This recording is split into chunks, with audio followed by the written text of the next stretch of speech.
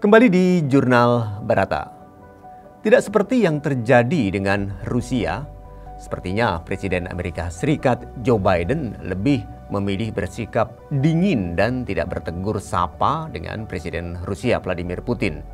Namun hal itu terlihat berbeda dengan Tiongkok.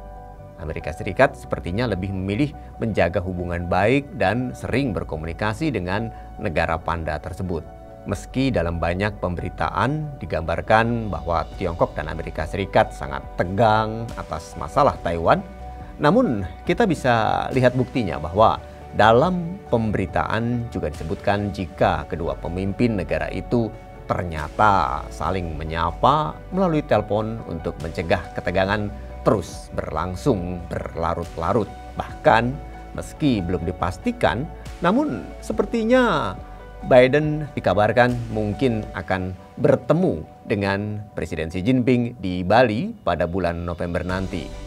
Kita pun optimis mereka akan bertemu di G20 tersebut lantaran sikap Presiden Joe Biden yang sepertinya sudah mulai terlihat lunak. Lantas, seperti apa Tiongkok dan Amerika Serikat mencegah ketegangan terkait dengan Taiwan? Apakah kedua negara dapat bertemu dalam konferensi tingkat tinggi KTT G20 di Bali pada November mendatang?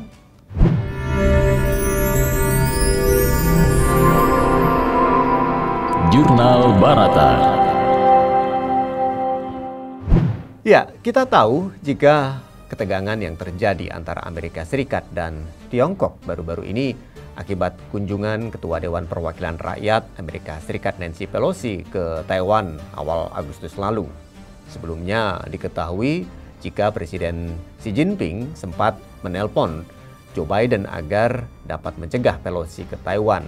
Bahkan Presiden Xi Jinping mengirim pesan baik ke Presiden Amerika Serikat, meski dengan tegas mengatakan jika sekarang bukan waktunya untuk krisis global. Dalam pembicaraan tersebut tersirat pesan agar Presiden Biden mencegah Pelosi ke Taiwan, namun seperti yang telah terjadi, justru Presiden Biden tidak berhasil alias gagal mencegah Pelosi pergi.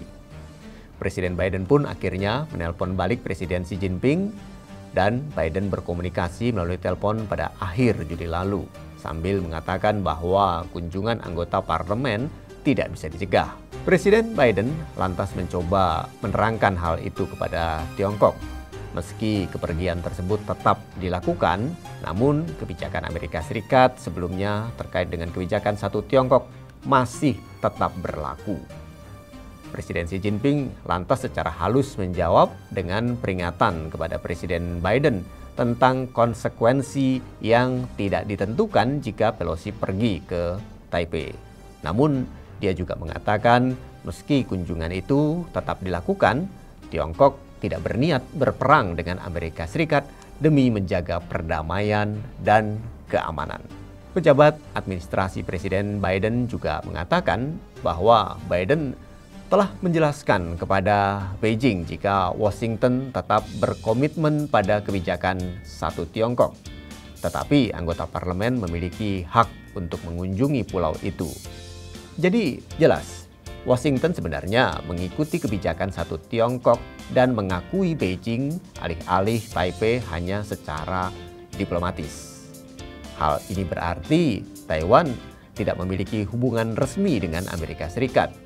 Tiongkok pun menuntut agar negara-negara memilih antara mengadakan hubungan formal dengan Beijing atau Taipei. Namun, Amerika Serikat juga memberikan dukungan politik dan militer yang cukup besar ke Taiwan sambil menghentikan hubungan diplomatik formal. Meski demikian, hal yang tidak disangka pun terjadi. Setelah Pelosi meninggalkan Taiwan, ternyata Tiongkok menanggapi kunjungan tersebut dengan latihan skala besar selama berhari-hari, menghentikan kerjasama dengan Washington mengenai iklim dan masalah lainnya, serta membekukan negosiasi militer antar kedua negara. Namun, kedua pemimpin nampaknya cukup bijaksana menghindari konflik dan lebih memilih untuk saling berhubungan secara komunikatif dengan baik dan lancar. Dikabarkan pula, jika kedua pemimpin nampaknya telah memutuskan untuk berdiskusi lebih lanjut demi meminimalisir risiko konflik saat ini maupun yang akan datang. Di samping itu, Beijing pun juga telah menunjukkan banyak pesan tersirat yang merupakan taktik jangka pendek untuk mencegah hubungan dengan Amerika Serikat agar tidak lepas kendali. Namun, jika Amerika Serikat bersikeras untuk menempuh jalannya sendiri dan menentang garis bawah Tiongkok, itu pasti akan disambut dengan tanggapan yang kuat dan semua konsekuensi berikutnya pun harus ditanggung oleh Amerika Serikat. Kedua pemimpin pun akhirnya sepakat untuk mempertahankan kontak dan menjadwalkan pertemuan tatap muka pada tanggal yang tidak ditentukan. Menurut Wall Street Journal, pertemuan tatap muka yang direncanakan kedua pemimpin tersebut sepertinya kemungkinan akan berlangsung pada bulan November di Bali, Indonesia pada forum KTT G20, atau bisa saja pertemuan itu terjadi justru di Bangkok, Thailand pada forum KTT Kerjasama Ekonomi Asia Pasifik.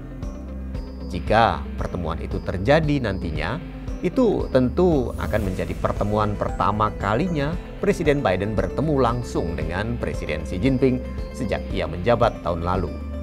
Begitu pula jika Presiden Xi Jinping melakukan perjalanan ke Asia Tenggara pada bulan November mendatang untuk bertemu dengan Presiden Biden, itu artinya akan menjadi perjalanan internasional pertamanya dalam hampir 3 tahun karena pandemi COVID-19 dan akan berlangsung tepat setelah Kongres Nasional. Kongres Nasional Partai Komunis Tiongkok tersebut akan diadakan pada musim gugur mendatang, di mana Presiden Xi Jinping diperkirakan akan melanjutkan dirinya pada kekuasaan. Jika demikian, maka Presiden Xi Jinping kemungkinan besar akan menghadiri pertemuan puncak 2 hari dengan para pemimpin kelompok 20 ekonomi terbesar dunia di Bali, Indonesia, mulai 15 November dan kemudian akan ke Bangkok, Thailand untuk menghadiri KTT dari Kerjasama Ekonomi Asia Pasifik. KTT itu juga akan menjadi pertemuan tatap muka pertama Presiden Biden dengan Presiden Xi Jinping sejak ia menjabat sebagai Presiden Amerika Serikat Januari lalu. Oleh karena itu, kita berharap pertemuan kedua pemimpin tersebut bisa berlangsung sehingga tercipta sebuah kesepakatan yang dapat meminimalisir risiko konflik berkepanjangan antar kedua negara. Akhir kata, semoga kedua pemimpin pun dapat akur agar tidak berpengaruh kepada dunia secara umum dan secara khusus kepada ASEAN. Demikian Jurnal Barata. Demikian Jurnal Barata.